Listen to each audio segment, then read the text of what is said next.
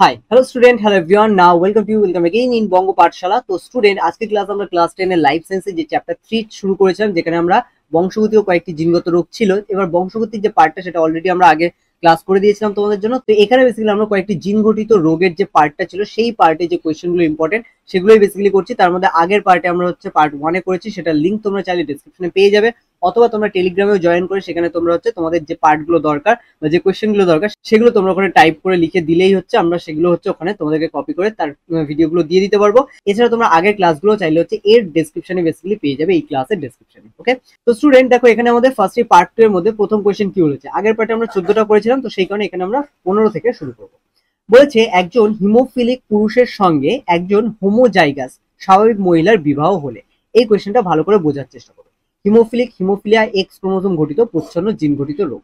ঠিক আছে, তাহলে এক্স ক্রোমোজোম ঘটিত, এটা খেয়াল রাখতে হবে। পিতার দেহে মানে পুরুষের দেহে বেসিক্যালি এক্স এর সাথে ওয়াই প্রেজেন্ট থাকে, এবং মাতার দেহে কিন্তু এক্স আর এক্স প্রেজেন্ট থাকে। ঠিক আছে, এই কনসেপ্ট তোমাদেরকে ভালো করে খেয়াল রাখতে হবে। ঠিক আছে, এটা তাহলে পিতা বলেছে হিমোফিলিক পুরুষ মানে পিতার দেহে যে একটাই মাত্র এক্স আছে, তার মধ্যেই কিন্তু হিমোফিলিয়ার যে জিন সেটা প্রেজেন্ট আছে, সেটা স্মল এইচ, কারণ এটা প্রচ্ছন্ন জিন গঠিত রোগ, যে কারণে এটা স্মল এইচ। ঠিক আছে, এখানে যদি একটা ক্যাপিটাল এইচ থাকতো তাহলে কিন্তু এটা পিতা স্বাভাবিক হয়ে যেত। ওকে, আচ্ছা, এবার বলেছে একজন হোমোজাইগাস স্বাভাবিক মহিলার বিবাহ হয়। তাহলে এখানে হোমোজাইগাস স্বাভাবিক বলা হচ্ছে, মানে এটাই যে মাতার দেহে দুটোই কিন্তু ক্যাপিটাল এইচ আছে, যে কারণে এটা কিন্তু কোনোভাবেই হিমোফিলিয়ার যে জিন সেটা কিন্তু বহন করে না। ঠিক আছে, তাহলে এটা কি বলতে পারি, মাতা কিন্তু কোনোভাবেই হিমোফিলিয়ার জিন বহন করে না। ঠিক আছে, মানে মাতা বাহক নয়, পুরোপুরি কমপ্লিটলি সুস্থ। যদি হয় এবং তাদের যদি বিবাহ হয়, তাহলে তাদের পুত্র হিমোফিলিক হওয়ার সম্ভাবনা কত। দেখো, এখানে যদি এদেরকে ক্রস ঘটনা হয়, ঠিক আছে, ভালো করে লক্ষ্য করবে, যদি এখানে এদের ক্রস ঘটনা হয়, তাহলে দেখো এক্স এর সাথে এইচ ক্রস ঘটছে, তাহলে এক্স এর সাথে বেসিক্যালি এক্স যখন ক্রস করবে, তার মানে সেগুলো কন্যা সন্তান আসবে। ঠিক আছে, কিন্তু যদি ওয়াই এর সাথে ক্রস ঘটনা, ভালো করে খেয়াল করবে, আমি ওয়াইটাই শুধু দেখাচ্ছি কারণ এখানে আমাদের পুত্র সন্তান বলেছে। তাহলে বেসিক্যালি দেখো, ওয়াই এর সাথে যখন এক্স ক্রস ঘটছে, আবার এই ওয়াই এর সাথে যখন এই এক্স এর ক্রস ঘটানো হচ্ছে, এখানে কিন্তু প্রকট জিন প্রেজেন্ট থাকছে, মানে হিমোফিলিয়ার প্রকট জিন প্রেজেন্ট থাকছে, যেটা এই রোগকে বহন করে না। ঠিক আছে, এইটা মাথায় রাখতে হবে। আর তাহলে মাতার থেকে এটা আসছে, তার মানে আমরা এখান থেকে দেখো এই যে পুত্র সন্তান পাচ্ছি, তার মধ্যে একটা কি প্রকট এইচ প্রেজেন্ট থাকছে, যেটা এই রোগটাকে বহন করে না। তাহলে তাদের যে পুত্র সন্তান হিমোফিলিক হওয়ার সম্ভাবনা কিন্তু পুরোপুরি 0%। ঠিক আছে, কারণ আগেও একটা এরকম কোয়েশ্চেন ঘুরিয়েছিল যে স্বাভাবিক পুত্র সন্তান হওয়ার সম্ভাবনা, তখন আমি এটা বলেছিলাম যে স্বাভাবিক পুত্র বলেছে, এটাকে ঘুরিয়েও দিতে পারে হিমোফিলিক পুত্র হওয়ার সম্ভাবনা। তো বেসিক্যালি এখানে দিয়েও দিয়েছে সেই কোয়েশ্চেন যে হিমোফিলিক পুত্র হওয়ার সম্ভাবনা কত। তো বেসিক্যালি হিমোফিলিক পুত্র হওয়ার সম্ভাবনা কিন্তু 0%, মানে এখানে ঘয়েরটা আমাদের অ্যান্সার। ওকে, নাও চলে আসি তারপরে।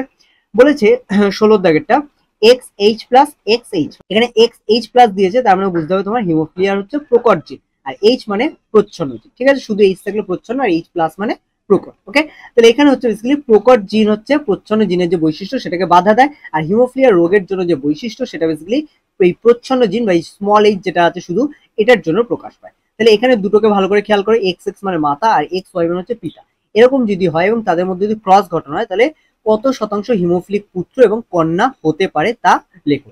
এবার দেখো, তাহলে এদের মধ্যে ক্রস ঘটনা বেসিক্যালি আমরা এখান থেকেই করে নিই ছোট করে। এক্স সাথে এই এক্স এর প্রথম ক্রস ঘটবে, তারপরে এই এক্স এর সাথে বেসিক্যালি এই ওয়াই এর ক্রস ঘটবে, তারপরে এই এক্স এর সাথে বেসিক্যালি এই এক্স এর ক্রস ঘটবে, তারপরে এই এক্স এর সাথে এই ওয়াই এর ক্রস ঘটবে। ওকে, তাহলে প্রথমটাই এক্স এক্স আছে, মানে এখানে এক্স এর সাথে ক্যাপিটাল এইচ, তার সাথে এক্স এর সাথে স্মল এইচ, তো এখানে ক্যাপিটাল এইচ স্মল এইচ আছে, মানে আমরা বুঝতে পারি যে এই প্রথমে কন্যা সন্তান তো হবে, কিন্তু ক্যাপিটাল এইচ প্লাস, কিন্তু এখানে এইচ প্লাস মানে আমাদের বুঝতে হবে সেই কন্যা বাহক হবে। ঠিক আছে, কিন্তু এখানে বলছে কত শতাংশ হিমোফিলিক পুত্র এবং কন্যা হবে, মানে পুত্রকে আক্রান্ত হতে হবে, কন্যাকেও আক্রান্ত হবে, তাহলে সেটা কত শতাংশ সেটা বের করতে বলছে। তাহলে আমরা প্রথম কন্যা দেখলাম সে কি বাহক হবে, তো স্কুলে আমরা প্রথম কন্যাকে আর ধরছি না। তাহলে সেকেন্ড চলে আসো, এই এক্স এর সাথে ওয়াই এর, মানে এখানে পুত্র সন্তান হবে, তাহলে এখানে এক্স এইচ প্লাস মানে প্রকট জিন, তার সাথে যখন একটা ওয়াই যুক্ত হবে তখন এখানে যে পুত্র হবে সে কিন্তু স্বাভাবিক হবে, কারণ এখানে হিমোফিলিয়ার প্রকট জিন প্রেজেন্ট আছে, আর প্রকট জিন যেহেতু হিমোফিলিয়া রোগ বহন করে না। ওকে, এবার বাকি দুটো দেখো, শেষ দুটো যেটা আমরা বলছি, এখানে কি এই যে এক্সটা দেখছো যার সাথে স্মল এইচ আছে, এর সাথে আরেকটা এক্স স্মল এইচ এর যুক্ত হচ্ছে, তার ফলে এখানে দুটোই এক্স থাকার জন্য কন্যা সন্তান, এবং দুটোই যেহেতু উপরে দেখো স্মল এইচ, তাহলে এখানে এই যে 3 নম্বর যেটা দেখতে পাচ্ছ সেটা কন্যা সন্তান, এবং এ কিন্তু হিমোফিলিয়ার আক্রান্ত হবে, মানে আমরা বলতে পারি হিমোফিলিক কন্যা। মানে একজনকে পেলাম হিমোফিলিক কন্যা, আগে একটা কন্যা একে পেয়েছিলাম আর একটা 3-এ পাচ্ছি, তাহলে একে যে ছিল সে স্বাভাবিক ছিল, কিন্তু 3-এ যাকে পেলাম সে কিন্তু হিমোফিলিয়া আক্রান্ত কন্যা। ওকে, তারপরে দেখো আমাদের পরেরটা চলে আসি, এখানে এক্স আছে, এখানে ওয়াই এর সাথে এই যে ক্রস ঘটছে, এটা 4 নম্বর যেখানে পুত্র পাচ্ছি। এখানে এক্স এর সাথে ওয়াই এর যখন ক্রস ঘটছে, এখানে বেসিক্যালি কি এক্স এইচ তার সাথে ওয়াই, তাহলে এখানে এক্স এইচ মানে হচ্ছে এখানে কিন্তু এইচ মানে হচ্ছে স্মল এইচ, ঠিক আছে। আর স্মল এইচ কি করে, হিমোফিলিয়া রোগের যে জিন সেটা বহন করে। তার মানে এই এক্স এইচ যেটা তার সাথে ওয়াই এর যখনই ক্রস ঘটে, এখানে এক্স ওয়াই যেটা আমরা পুত্র সন্তান পাবো সে কিন্তু হিমোফিলিয়া আক্রান্ত হবে, কারণ এখানে এক্স পাওয়ারের যে স্মল এইচ আছে সেটা প্রেজেন্ট থাকার কারণে। তাহলে এখানে একটা পুত্র পেলাম, সেও কিন্তু হিমোফিলিয়া আক্রান্ত। তাহলে এখানে আমরা বলতে পারি 50%, কারণ টোটাল যদি এখানে 4 জন হয় তার মধ্যে হচ্ছে আমরা পুত্র যদি হচ্ছে 2 জন সেটাকে যদি 100% ধরি, কন্যা যদি 2 জন সেটাকেও 100% ধরি, তাহলে একজন কন্যা থাকার জন্য সেটাকে আমরা বলবো 50% কন্যা, একজন পুত্র আক্রান্ত হওয়ার জন্য আমরা বলবো হচ্ছে 50% পুত্র। তাহলে এখানে হচ্ছে হিমোফিলিক পুত্র বা হচ্ছে হিমোফিলিয়া আক্রান্ত পুত্র এবং কন্যা কত শতাংশ করে আছে, 50%, 50%। তাহলে আমাদের অ্যান্সার কোনটা হবে দেখি, সেটা হচ্ছে 50% কন্যা, 50% পুত্র হিমোফিলিয়া। তাহলে এ হয়ে যাবে বা কয়েকটা হয়ে যাবে আমাদের অ্যান্সার, বোঝা গেল। বাকিগুলো দেখো 50-50 নেই দুটো, তারপরে কি এখানে কয়েকটাই হয়ে গেল আমাদের অ্যান্সার। ওকে, আচ্ছা এখানে তোমরা খেয়াল করো, এই যে কোয়েশ্চেনগুলো আমি বলছি এগুলো যেহেতু হচ্ছে এখন এমসিকিউ সিরিজ হচ্ছে, তো সেই কারণে হচ্ছে একটু তাড়াতাড়ি করতে হচ্ছে। তোমাদের যদি পার্টিকুলার কোনো কোয়েশ্চেন নিয়ে ডাউট থেকে থাকে তাহলে সেই কোয়েশ্চেনটা বেসিক্যালি তোমরা টাইপ করে একটুখানি কমেন্টে লিখে দিতে পারো, অথবা তোমরা চাইলে টেলিগ্রামে জয়েন করে সেখানেও তোমরা কোয়েশ্চেনকে টাইপ করতে পারো, যদি হচ্ছে তার উপর ফুল ভিডিও চাও। ওকে, তাহলে সেখানে হচ্ছে আমি পার্টিকুলার সেই কোয়েশ্চেনগুলো নিয়েই তোমাদের তার উপর ফুল ভিডিও হচ্ছে করে দেবো। ওকে, নাও এবার চলে আসি আমরা নিচে 17 নম্বর কোয়েশ্চেন। বলেছে কোন রোগটির অপর নাম ক্রিসমাস রোগ। তো বেসিক্যালি দেখো আমাদের যে হিমোফিলিয়া এ যেটা তাকে বলা হয় রাজকীয় হিমোফিলিয়া, আর হিমোফিলিয়া বি যেটা তাকে বলা হয় ক্রিসমাস রোগ। তো সেক্ষেত্রে আমাদের খ হবে সঠিক। ওকে, তারপরে চলে আসো বর্ণান্ধ সংক্রান্ত প্রদত্ত কোন বক্তব্যটি সঠিক তা স্থির করো। তো এখানে পুরুষ ও মহিলা উভয় হচ্ছে এই রোগের বাহক বলেছে, তো এটা পসিবল নয়, কারণ পিতা এখানে হয় স্বাভাবিক হয় না আক্রান্ত হয়, কখনো বাহক হতে পারে না। সেকেন্ড বলেছে পুরুষরা এই রোগের বাহক হলেও মহিলারা কখনোই বাহক হয় না, এটা পুরোপুরি ভুল, কারণ এখানে পুরুষরা কখনোই বাহক হয় না, মহিলারাই হলে একমাত্র বাহক হতে পারে বা স্ত্রীরা বাহক হতে পারে। তারপরে বলেছে পুরুষরা এই রোগের বাহক না হলেও মহিলারা এই রোগের বাহক হয়, একদমই তাই, পুরুষরা এই রোগের বাহক না হলেও মহিলারা বাহক হয়। আর বলেছে এটি একটি অটোজোম ঘটিত রোগ। তাহলে দেখো ক, খ আর ঘ তিনটেই হচ্ছে ভুল, তার মানে গয়েরটা আমাদের সঠিক উত্তর, কারণ পুরুষরা এই রোগের বাহক হয় না, ঠিক আছে, সেই জন্য বলছে না হলেও মহিলারা এই রোগের বাহক হয়, তো একদমই তাই, মহিলারা এই রোগের বাহক হয়। ওকে, এটা খেয়াল রাখতে। নাও স্টুডেন্ট এবার চলে আসে আমরা হচ্ছে 19 নম্বর কোয়েশ্চেন। কি বলেছে বর্ণান্ধ পিতার জিনোটাইপ হলুদ। বর্ণান্ধ পিতা, বর্ণান্ধ পিতা মানেই হচ্ছে এখানে কিন্তু আমাদের পিতা হচ্ছে তার জেনেটিক ক্যারেক্টার কেমন হতে হবে, পিতা মানে তার মধ্যে এক্স আর ওয়াই আছে। এবার বর্ণান্ধ বলেছে মানেই কিন্তু পিতার মধ্যে যে জিন সেটা হচ্ছে প্রচ্ছন্ন ধর্মী হতে হবে, মানে এক্স এর মাথায় হচ্ছে সি থাকতে হবে। তাহলে বর্ণান্ধ পিতার জিনোটাইপ কেমন হবে, এক্স সি ওয়াই, ঠিক আছে। কারণ দেখো এক্স সি প্লাস মানে সেটা কি প্রকট জিন, আর প্রকট জিন কিন্তু বর্ণান্ধ রোগ বহন করে না। এই ক্ষেত্রে সবসময় হিমোফিলিয়া বর্ণান্ধতা এগুলো সবই কিন্তু প্রচ্ছন্ন জিন গঠিত রোগ, ঠিক আছে, এক্স ক্রোমোজোম ঘটিত প্রচ্ছন্ন জিন গঠিত রোগ। তাহলে সেক্ষেত্রে পিতা কেমন হবে, পিতার মধ্যে প্রথম কথা এক্স ওয়াই থাকতে হবে, কারণ এক্স এক্স থাকা মানে সেটা হচ্ছে মাতাকে বোঝাচ্ছে। তাহলে এখানে হচ্ছে এক্স ওয়াই থাকতে হবে। আর দ্বিতীয় কথা প্লাস থাকা মানে সেটা হচ্ছে প্রকট হয়ে যাচ্ছে, তাই প্লাস নেওয়া যাবে না, যেটা আমাদের শুধু সি আছে সেটাকে নেবো। তাহলে এক্ষেত্রে খ হচ্ছে সঠিক উত্তর। তারপরে চলে আসো 20টা বলেছে পিতা বর্ণান্ধ এবং মাতা স্বাভাবিক হলে বর্ণান্ধ ছেলে হওয়ার সম্ভাবনা। পিতা বর্ণান্ধ এবং মাতা স্বাভাবিক হলে, পিতা বর্ণান্ধ তার মানে পিতা বর্ণান্ধ মানে কি পিতা হচ্ছে আক্রান্তই বোঝাচ্ছে, ঠিক আছে, আর মাতা স্বাভাবিক মানে মাতা বাহক নয়, পুরোপুরি সুস্থ। এরকম যদি হয় তাহলে বেসিক্যালি হচ্ছে বর্ণান্ধ হলে ছেলে বর্ণান্ধ হওয়া মানে বর্ণান্ধ ছেলে হওয়ার সম্ভাবনা। তাহলে এখানে বর্ণান্ধ ছেলে হওয়ার সম্ভাবনা কত, আগে এটা আমরা বারবার পেয়েছি যেখানে হিমোফিলিয়া নিয়ে কথা হয়েছিল, যে হিমোফিলিয়া যদি মাতা হচ্ছে পুরো স্বাভাবিক থাকে আর পিতা যদি আক্রান্ত হয় তাহলে সেক্ষেত্রে কিন্তু ছেলে কোনোভাবে বা পুত্র কিন্তু কোনোভাবেই কিন্তু আমাদের আক্রান্ত বা হচ্ছে বর্ণান্ধ হবে না। তাহলে এক্ষেত্রে কি হবে, হিমোফিলিয়া এবং বর্ণান্ধর ক্ষেত্রে সেম ঘটনা ঘটবে। তাহলে আমরা বলতে পারি এখানে পুত্র কি হবে 0% হবে তাদের বর্ণান্ধ হওয়ার সম্ভাবনা, বোঝা গেল। এবার চলে আসে আমরা হচ্ছে 21 নম্বর কোয়েশ্চেন। কি বলেছে একজন আপাত স্বাভাবিক কিন্তু হিমোফিলিয়া রোগের বাহক মহিলা যদি কোনো স্বাভাবিক পুরুষকে বিয়ে করে, ভালো করে কোয়েশ্চেনটা পড়বে, একজন আপাত স্বাভাবিক কিন্তু হিমোফিলিয়া রোগের বাহক, আপাত স্বাভাবিক বলেছে মানে কি হিমোফিলিয়া রোগের বাহক। অ্যাকচুয়ালি কোয়েশ্চেনটাকে একটু লেন্দি করার জন্য আর একটু কনফিউজ করার জন্য তোমাদের দিয়েছে।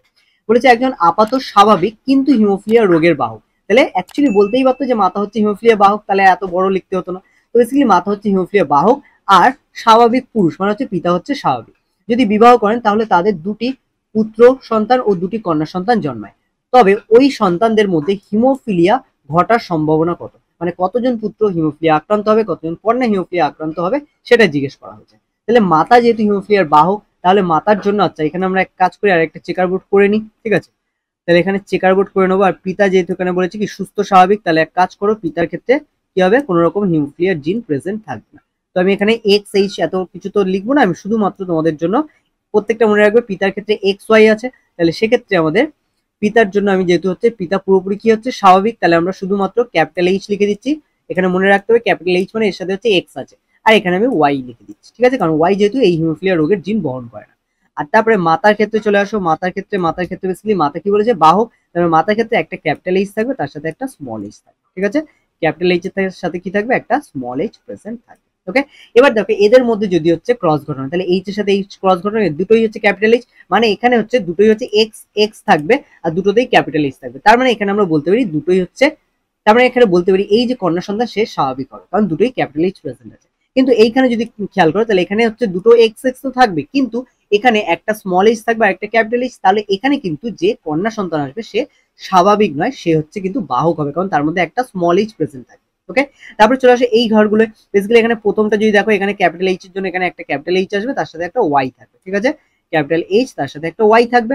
তো এটা হয়ে গেল আমাদের পুত্র সন্তান। তো পুত্র সন্তান ক্যাপিটাল এইচ থাকার জন্য এটা কিন্তু হচ্ছে এই পুত্র সন্তান আমাদের পুরোপুরি স্বাভাবিক থাকবে।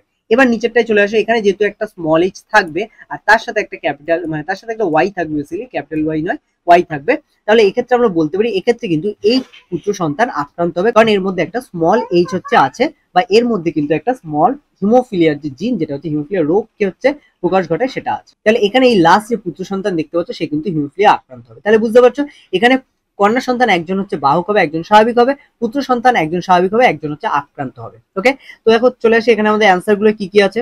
বলেছে 100% পুত্র হিমোফিলিক, 0% কন্যা হিমোফিলিক, একদমই নয়। তাহলে দেখো এখানে আমাদের ক্ষয়টা চলে আসে, এবার বলেছে 50% পুত্র হচ্ছে হিমোফিলিক ও 50% হচ্ছে কন্যা হিমোফিলিক। তাহলে এখানে পুত্র তো হিমোফিলিক ঠিক আছে 50% মেনে নিলাম, কিন্তু 50% কন্যা কিন্তু হিমোফিলিক নয়, কারণ এখানে কিন্তু বাহক এসছে, তাই না, এটা খেয়াল রাখতে হবে। তারপরে দেখো 0% হচ্ছে পুত্র হিমোফিলিক, আর 0% বলেছে মানে এটাই ভুল, তাহলে আর পড়বোই না এখানে, কারণ পুত্র কখনোই 0% হিমোফিলিক নয়, কারণ এখানে 50% আছে, পুরো পুত্র যদি 100% ধরে তাহলে হাফ যেহেতু আছে, তাই তো, তারপরে আমরা বলতে পারি এটা কি, এটা হচ্ছে 50% পুত্র হিমোফিলিক, তাহলে এটা হবে না। ঘয়েরটা দেখো এখানে 50% পুত্র হিমোফিলিক বলেছে, তাহলে বাকিটা পড়ে দেখি, 50% আপাত স্বাভাবিক বাহক কণা, তার মানে এটা আমরা ঠিক বলতে পারি, কারণ এখানে কি বাহক কন্যা বলেছে, আপাত কত পার্সেন্ট, 50%, তাহলে এটা এখানে পেয়েছিলাম আমরা, হাফ হচ্ছে কন্যা বাহক এবং হাফ হচ্ছে পুত্র আক্রান্ত, তাহলে এখানে এটা হচ্ছে মিলে যাচ্ছে, তাহলে আমরা বলতে পারি ঘ হচ্ছে আমাদের সঠিক উত্তর। বোঝা গেল। চলে আসো আমরা 22 নম্বর কোয়েশ্চেন, বলেছে হিমোলাইটিক অ্যানিমিয়া দেখা যায়। হিমোলাইটিক অ্যানিমিয়া বেসিক্যালি হচ্ছে কখন দেখা যায়, এটা কিন্তু আমাদের থ্যালাসেমিয়া রোগেতে দেখা যায়, তাহলে এক্ষেত্রে হচ্ছে গয়ের ক্ষেত্রে আমাদের এটা হবে অ্যান্সার। ওকে, বলেছে পুরুষদের ক্ষেত্রে হিমোফিলিয়া বেশি দেখা যাওয়ার কারণ। হিমোফিলিয়া কেন পুরুষদের ক্ষেত্রে বেশি দেখা যায়, বা পুরুষরাই কেন হচ্ছে এই রোগে আক্রান্ত হয়, কারণ হিমোফিলিয়া হচ্ছে একটি এক্স ক্রোমোজোম ঘটিত প্রচ্ছন্ন বৈশিষ্ট্য রোগ, ঠিক আছে, সেই কারণে বেসিক্যালি এটা এক্স ক্রোমোজোম বাহিত প্রচ্ছন্ন বৈশিষ্ট্য, সেই কারণে দেখা যায়, কারণ পুরুষদের ক্ষেত্রে কিন্তু একটাই মাত্র এক্স থাকে, সেই কারণে একটা যদি হিমোফিলিয়ার জিন প্রেজেন্ট থাকে তাহলেই পুরুষ আক্রান্ত হয়ে যায়, কিন্তু মেয়েদের ক্ষেত্রে বা স্ত্রীদের ক্ষেত্রে এমনটা হয় না, কারণ এক্ষেত্রে দুটো এক্স ক্রোমোজোম থাকে, তার মানে একটা যদি হচ্ছে প্রচ্ছন্ন আসেও তার সাথে একটা প্রকট প্রেজেন্ট থাকে, এই প্রচ্ছন্ন যে বৈশিষ্ট্য সেটা কখনোই প্রকট প্রেজেন্ট হতে দেবে না বা প্রকাশ পেতে দেবে না, সেই কারণে এক্ষেত্রে কিন্তু পুরুষদের ক্ষেত্রে হিমোফিলিয়া বেশি হওয়ার সম্ভাবনা। বোঝা গেল। তো এক্ষেত্রে খেয়াল রাখতে হবে, এক্ষেত্রে আমাদের কয়েকটাই হচ্ছে সঠিক উত্তর। ঠিক আছে, বাকিগুলো একবার পড়ে নেওয়া যাক। এক্স ক্রোমোজোম বাহিত প্রকট বৈশিষ্ট্য, তো কখনোই এটা প্রকট নয়, আমি বলেছিলাম যেখানে যতগুলো রোগ আমরা পড়ছি হিমোফিলিয়া, থ্যালাসেমিয়া, বর্ণান্ধতা, সবাই কিন্তু প্রচ্ছন্ন জিন ঘটিত রোগ, তার মধ্যে হিমোফিলিয়া আর বর্ণান্ধতা হচ্ছে এক্স ক্রোমোজোম ঘটিত, আর থ্যালাসেমিয়া হচ্ছে কিন্তু আমাদের অটোজোম ঘটিত বা দেহ ক্রোমোজোম ঘটিত রোগ। ওকে, এগুলো খেয়াল রাখতে হবে। তারপরে চলে আসি আমরা পরের কোশ্চেনে, বলেছে থ্যালাসেমিয়া সম্বন্ধে কোন তথ্যটি সত্য নয় তা লেখো। তো থ্যালাসেমিয়া সম্বন্ধে কোন তথ্যটি সঠিক নয়, বারবার রক্ত সঞ্চালনের জন্য দেহে লৌহ সঞ্চয় বৃদ্ধি পায়, তাহলে এখানে ভালো করে খেয়াল রাখবে কোনটা সঠিক নয় বলেছে, অনেকেই কিন্তু সত্য বলে হচ্ছে ভুলভাল অ্যান্সার ঠিক করে আসে, এটা করবে না, ভালো করে পড়বে কোনটি সঠিক নয়। ঠিক আছে, তাহলে দেখো বারবার রক্ত সঞ্চালনের জন্য দেহে লৌহ বা লোহা হচ্ছে সঞ্চয় বৃদ্ধি পায়, এটা ঠিক, তাহলে এটা হচ্ছে হবে না। কোনটা মিথ্যে সেটা বের করতে হবে। অস্থি মজ্জায় বৃদ্ধিজনিত কারণে হাড়ের গঠন বিকৃত হয়, তো এটা হচ্ছে আমরা আপাতত রাখি, এটাকে ঠিক ভুল বলছি না।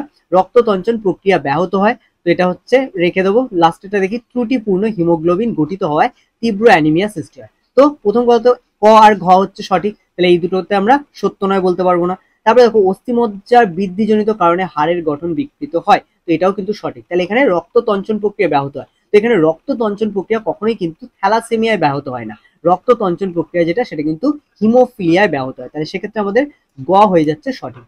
বোঝা গেল। যদি কোনো অ্যান্সার তোমরা পুরোপুরি হচ্ছে মানে 100% ঠিক না বুঝতে পারো, তাহলে এখানে এইভাবে হচ্ছে তোমরা কম্পারিজন করবে, করে লাস্টে যেটা ঠিক মনে হবে, লাস্ট যেটা পড়ে থাকবে সেটাকে কিন্তু অ্যান্সার হিসেবে টিক করবে। বোঝা গেল। নাও চলে আসি তারপরে 25 নম্বর, সব পুত্রই বর্ণান্ধ হবে, পুত্ররা সবাই বর্ণান্ধ হবে কখন, এক হচ্ছে যদি মাতা পুরোপুরি বর্ণান্ধ হয়, তাহলেই কিন্তু আমাদের পুত্র সম্পূর্ণ বর্ণান্ধ হবে। তাহলে আমরা এখানে কি বলতে পারি, মাতা বাহক হয়, তাহলে হবে না, মাতা বাহক হলে একটা 50% হচ্ছে পুত্র বর্ণান্ধ হবে আর 50% স্বাভাবিক থাকবে। মাতা বর্ণান্ধ হয়, তাহলে এটা হচ্ছে সঠিক উত্তর। বাকিগুলো তাও একটু দেখে নি। পিতা বর্ণান্ধ হয়, যেহেতু পিতা আগেই বলেছি বর্ণান্ধ হওয়ার সাথে পুত্রের কোনো সম্পর্ক নেই, কারণ পিতার যে এক্স ক্রোমোজোম সেগুলো কিন্তু সবই যায় কন্যার দেহে, পুত্রের দেহে কিন্তু এক্স ক্রোমোজোম আসে না পিতার দেহ থেকে, ঠিক আছে, এটা মনে রাখতে হবে। তারপর হচ্ছে পিতা বর্ণান্ধ এবং মাতা বাহক, তাহলে কিন্তু আমরা বলবো যে পুত্র সন্তান হচ্ছে একজন হচ্ছে আক্রান্ত হবে, যেহেতু মাতা বাহক, পিতা যা হয় হোক তাতে, কারণ পিতা বর্ণান্ধের সাথে পুত্রের কোনো সম্পর্ক নেই, কারণ সেটা কন্যার উপর এফেক্ট পড়ে। কিন্তু মাতা হচ্ছে যেহেতু বাহক বলেছে, তাহলে এখানেও কিন্তু একটা হচ্ছে পুত্র সন্তান স্বাভাবিক হবে। তাহলে সম্পূর্ণ সব পুত্রই বর্ণান্ধ হবে কখন, যদি মাতা সম্পূর্ণরূপে বর্ণান্ধ হয়। তাহলে ক্ষয়েরটা আমাদের সঠিক উত্তর। তারপর বলেছে দেখো, একজন বর্ণান্ধ মহিলার সঙ্গে স্বাভাবিক পুরুষের বিবাহ হলে কন্যা সন্তানদের বর্ণান্ধ হওয়ার সম্ভাবনা। একজন বর্ণান্ধ মহিলার সাথে, মহিলা কি কমপ্লিটলি ব্লাইন্ডনেস বা কমপ্লিটলি হচ্ছে বর্ণান্ধ, তাহলে এরকম যদি হয় কালার ব্লাইন্ডনেস, তাহলে তার সাথে স্বাভাবিক পুরুষের বিবাহ হয়, তাহলে কন্যা সন্তানদের বর্ণান্ধ হওয়ার সম্ভাবনা কত হবে, এখানে সাধারণত হচ্ছে কন্যা সন্তান বর্ণান্ধ কেউ হবে না, কারণ প্রত্যেকেই বাহক হবে, তাহলে এক্ষেত্রে কি 0% হবে, কারণ এখানে প্রত্যেক কন্যাই কি বাহক হবে, কারণ পিতা স্বাভাবিক, আর পিতার দেহ কি আরেকটা এক্স ক্রোমোজোম আছে যেটা প্রকট, প্রকট প্রেজেন্ট থাকলে তো প্রচ্ছন্ন প্রেজেন্ট মানে প্রচ্ছন্ন যে বৈশিষ্ট্য সেগুলো প্রকাশ পাবে না, তাহলে এখানে কি হবে, এখানে 0% হবে। ওকে, তারপরে চলে আসি, বলেছে অ্যান্টি হিমোফিলিক ফ্যাক্টর বা এএফএইচ, এই নামটা মনে রাখবে, এএফএইচ এর অনেক সময় ফুল ফর্মও তোমাদের লিখতে দেয়, তো এই এএফএইচ এর ফুল ফর্ম হচ্ছে অ্যান্টি হিমোফিলিক ফ্যাক্টর। তো এই অ্যান্টি হিমোফিলিক ফ্যাক্টর হলো, কোনটাকে অ্যান্টি হিমোফিলিক ফ্যাক্টর বলা হয়, বেসিক্যালি আমাদের ফ্যাক্টর 8 কে বলা হয় অ্যান্টি হিমোফিলিক ফ্যাক্টর। ওকে, এর কারণে হচ্ছে রক্ত তঞ্চন ব্যাহত হয়, তো এটা খেয়াল রাখতে হবে। তারপরে চলে আসা হচ্ছে ডালটনিজম রোগটির অপর নাম কি, তো বর্ণান্ধতার বেসিক্যালি অপর নাম হচ্ছে ডালটনিজম, এটা মনে রাখবে, এটা কিছু বইতে আছে দেওয়া থাকে, কিছু বইতে দেওয়া থাকে না, তো সেই কারণে এগুলো মনে রাখতে হবে। ডালটনিজম রোগটির অপর নাম হচ্ছে বর্ণান্ধতা, ঠিক আছে। তো নাও আই হোপ বুঝতে পেরেছো প্রত্যেকটা কোয়েশ্চেন, এই ছিল আমাদের টোটাল কোয়েশ্চেন 28টা। তো আগের পার্টের ক্লাস যারা দেখোনি তারা অবশ্যই হচ্ছে আগের পার্টটা হচ্ছে ডিসক্রিপশন থেকে দেখে নিতে পারো, অথবা তোমরা চাইলে টেলিগ্রামে জয়েন করে সেখানে জাস্ট আমাকে একটু লিখে দিও কোন পার্টটা তুমি চাইছো, তাহলে তার যে ভিডিওটা আছে সেটা লিঙ্ক আমি সেখানে দিয়ে দেবো, ঠিক আছে, টেলিগ্রামে। আদারওয়াইজ যদি তোমাদের কোনো কোয়েশ্চেন থাকে সেটা তোমরা কমেন্টেও করতে পারো, অথবা তোমরা টেলিগ্রামে গিয়ে তোমরা তোমাদের কোয়েশ্চেন হচ্ছে জানাতে পারো। ওকে, নাও স্টুডেন্ট, তো আজকের ক্লাস আমরা এখানেই শেষ করবো, দেখা হচ্ছে তোমাদের সাথে পরের ক্লাসে। ততক্ষণ প্রত্যেকে ভালো থেকো, ভালো করে পড়াশোনা করো, দেখা হচ্ছে আবার নেক্সট ক্লাস।